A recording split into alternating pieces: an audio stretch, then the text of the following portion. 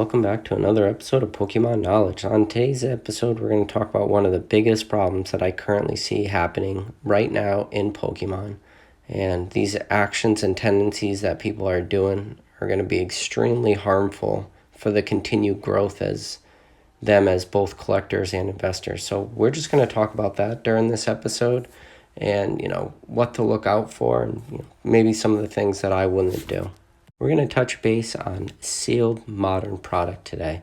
And I've talked in other videos about vintage and vintage sealed product. If you can go back and watch those videos, it's impossible to talk about every single topic in every video.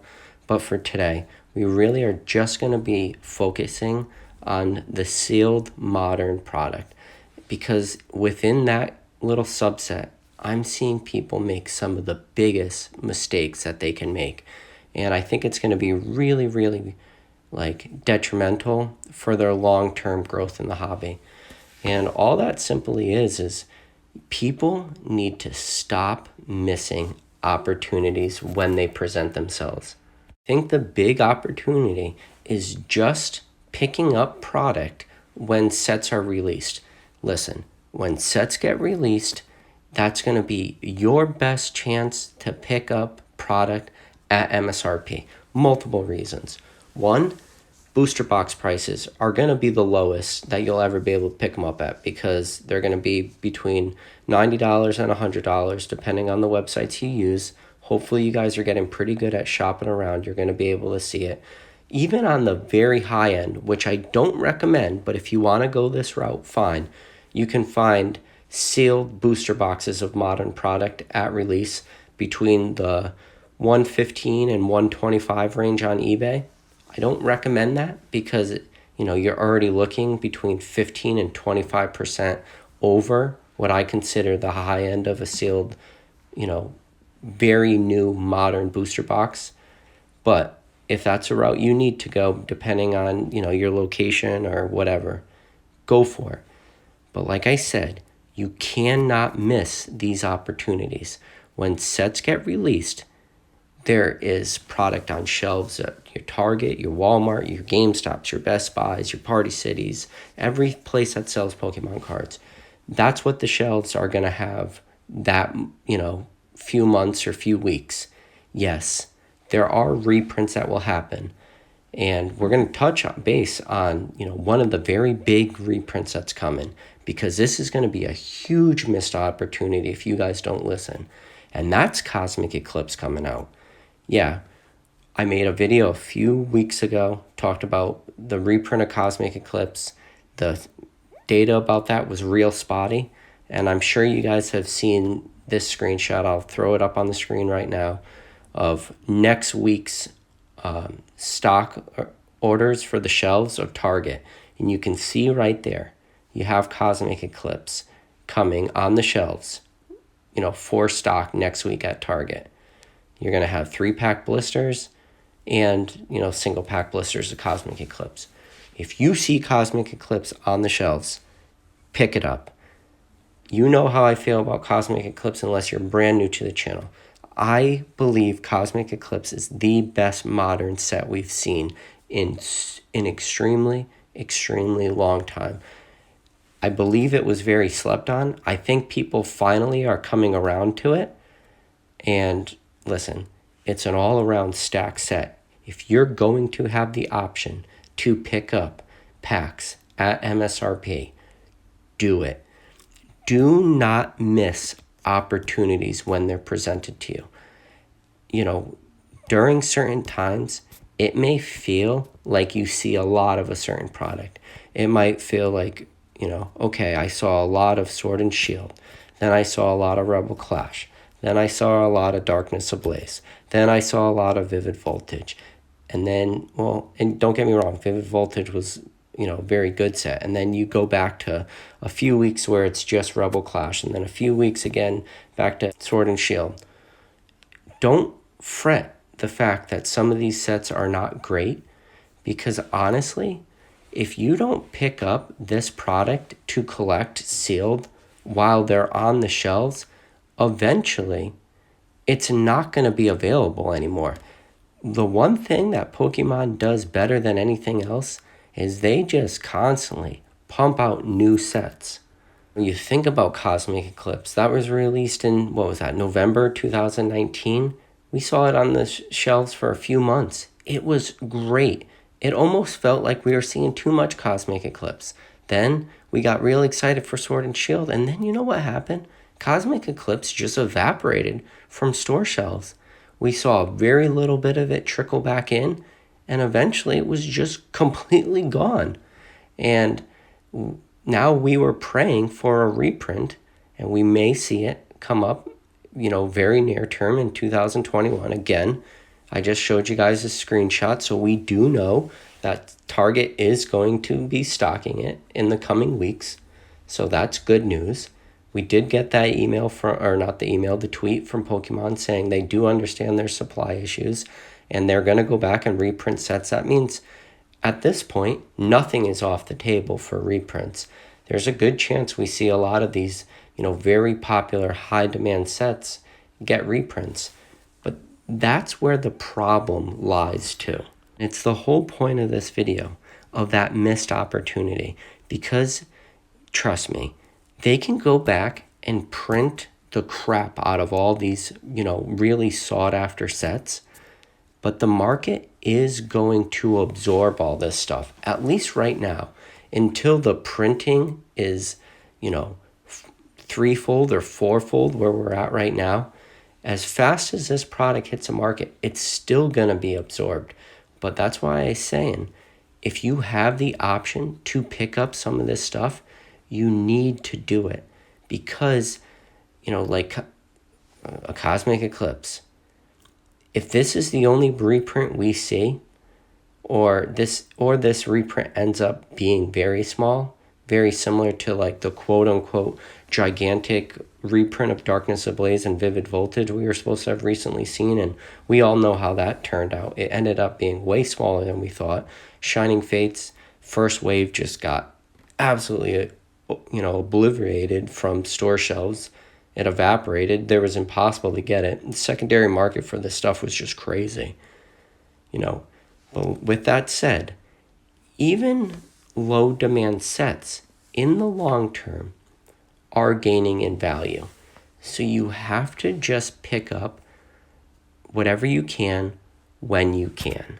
And if you are worried about reprints coming and you think that, some of your current sealed product is going to go down, if you honestly believe that, then you should do two things. One, you should sell whatever product you're sitting on that you believe, honestly, is going to be reprinted, if you believe that it's going to be very easy for you to replace.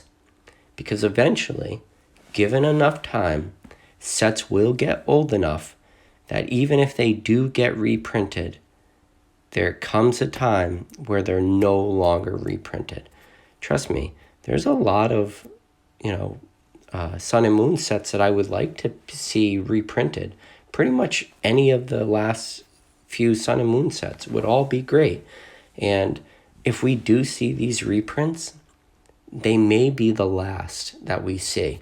And the reason why I honestly believe they will be the last of the reprints for a lot of these sets is because the demand for modern stuff is so high. And when I'm talking modern, now I'm talking ultra modern, meaning like super, super recent. So we're just going to, when I talk about ultra modern, I just mean Sword and Shield, Rebel Clash, Darkness Ablaze, sure, maybe you throw Champion's Path in there, Shining Fates, Vivid Voltage, and then, very soon when this video comes out, it's going to be Battle Styles too.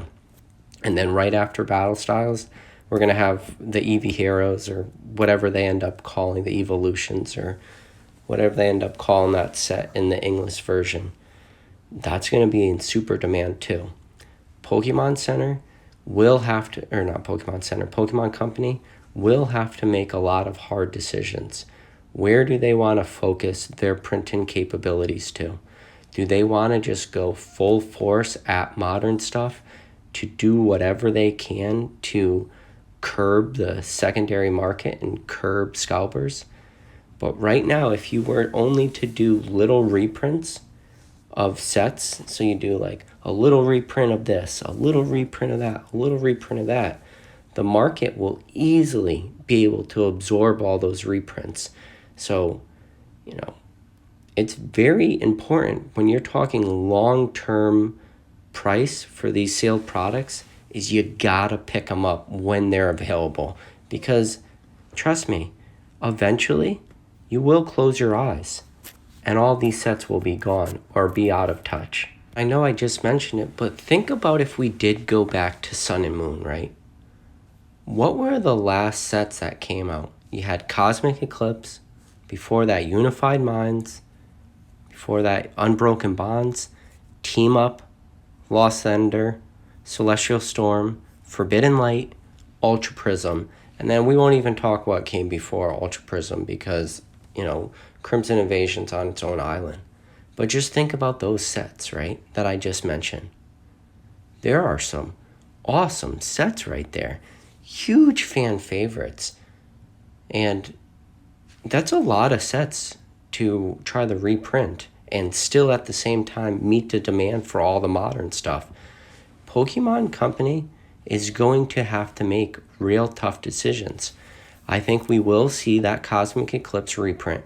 I think there's multiple reasons we'll see that Cosmic Eclipse. One, it's an awesome set. You talk about hype for the hobby. Cosmic Eclipse has everything a modern set needs. But the problem is you still have like Unified Minds. We had that very, very small reprint of some of those boxes that went to Walmart. Team Up is huge. Unbroken Bonds. But then even like Celestial Storm and stuff.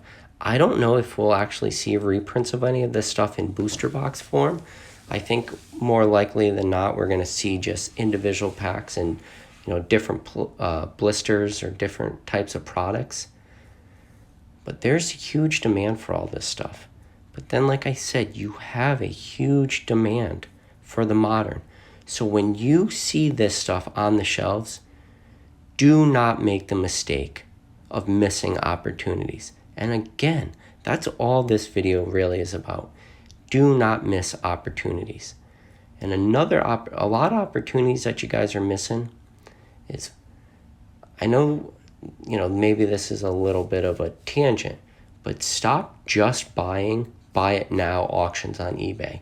You really have to do a little bit of due diligence, spend a little bit of time, start looking at auctions. Yes, I hear it all the time from people that auctions end up just going for whatever the going rate is. That's only true if you are searching, if you're really bad at searching cards. If you got to start to learn how to search for cards where you don't put in all the keywords. You need to look for the poorly titled auctions. When you've come across a good auction and somebody posted freaking Pokemon lot and it's full of EX series cards and holos and, heavy hitter cards that they don't even have like a description for, you know what you do? You go to that seller's other auctions and you look at what else they're selling, because 10 times out of 10 times, they have no freaking clue what they have. And they have a bunch of other good auctions with a lot of good cards in it, all poorly titled. Poorly titled auctions do exist. They just take more work. But if you're missing out on these opportunities, you are making mistakes in this hobby. And especially if you want to be an investor or be a collector on the cheap, you gotta just put the work and you gotta do your due diligence. And, that's the topic of this video. Stop missing opportunities.